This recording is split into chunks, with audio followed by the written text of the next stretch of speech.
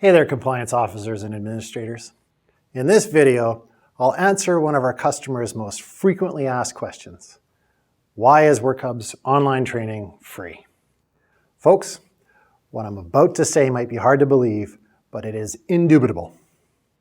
Online training has to be free, and it's all about economics.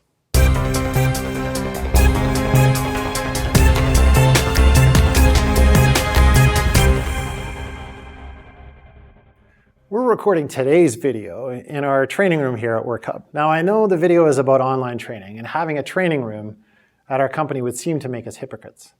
But this room was actually built for the company that previously occupied our space, back when classroom training was still a thing. I like the room though. It's next to our cafeteria, so we come in here with our lunches on Tuesdays for TED Talk Tuesdays, which hilariously is still a bunch of people watching videos on the internet. But I also like this room because it reminds me of my time back at the University of British Columbia, when professors would stand in front of the class and lecture students about concepts we were sure to forget by, at worst, that weekend at the pub, or at best, not long after the school session was done.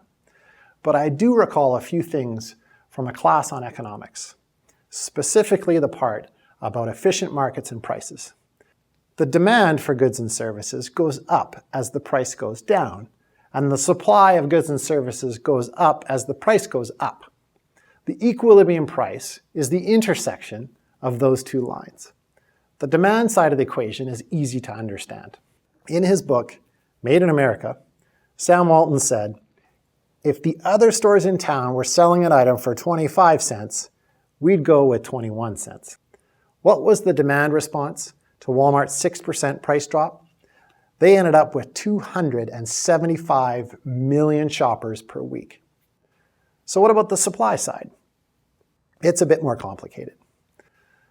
The law of supply, first introduced by French mathematician Joseph Bertrand, said that in a competitive market, price falls to the marginal cost. That's because so long as the market price is higher than the marginal cost, the supplier will bring more goods and services into the market. That's easy to imagine in typical marketplaces like, say, petroleum, where the production costs for oil sands in Canada, shale plays in Texas, or offshore in Brazil are 10 times higher than they are in Saudi Arabia. So it's easy to see in this case that the supply curve goes from the bottom left to the top right. But what does the supply curve look like for online training? Let's put that question on the shelf for a minute. And let me first tell you a sad story about the early days of our company because it helps explain market forces in the training industry. Back in 2006, when we started Workhub, which was called SafetySync at the time, one of our first target customers was a company I used to work at. I knew them well, as I had just left to start my own company with the idea that I could help solve some of the business problems I had seen while I worked there. They were doing classroom training, and it would cost them about $1,000 to bring an instructor in to do some training for a day, and they could put 20 people in the room. So it was costing them about $50 a worker to attend the training. We knew we could switch them over to eLearning, which was the catchphrase at the time, because it was a far superior service. It had many advantages over classroom training. First, it was available on any day at any time. Workers didn't have to wait weeks or months for a course to be scheduled. They could start their training on the first day, or even better yet, they could start before they got their job. Second, it offered flexibility. Online courses could be absorbed in pieces. Progress could be saved, and any worker struggling with the content could double back and review the course, and repeatedly challenge quizzes without holding anyone else up. Third, it offered mobility. No longer did workers need to congregate at a training facility. They could take their training at the work site, at home, or even on the road, because smartphones and mobile data service were increasingly becoming part of people's everyday lives. And lastly, online training would be cost effective. We figured we could build a course for about $5,000, and if we sold it to my old company, where they had over 1,000 workers, our cost per worker would be $5 per course taken. And being money-grubbing capitalists, we decided $25 would make a tidy profit of $20, while still providing a 50% cost savings to the customer. It seemed reasonable that the supplier and the consumer should roughly split the benefits. but that's not how markets work. The customer in this case did what any good customer would do, and they shopped around. A lot of e-learning companies were sprouting up.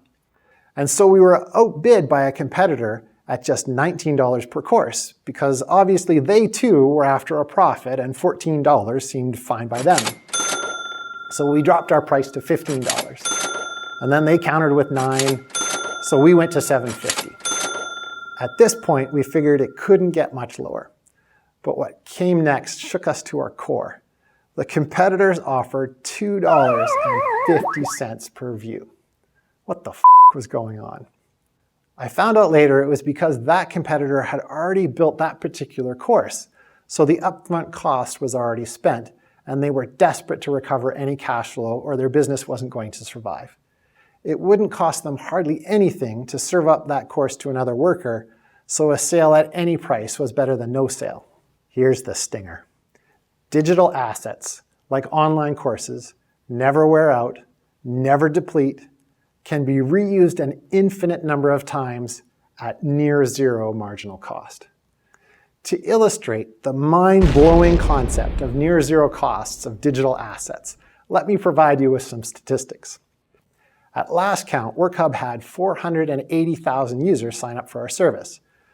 If we divide the $5,000 cost of building a course by those 480,000 users, we get a total cost of about 1 cent per user. 1 cent has so little value, the Royal Canadian Mint doesn't even print pennies anymore. Our American clients might be shocked to know that up here in Canada, anything less than 2.5 cents rounds down to zero. And a worthless penny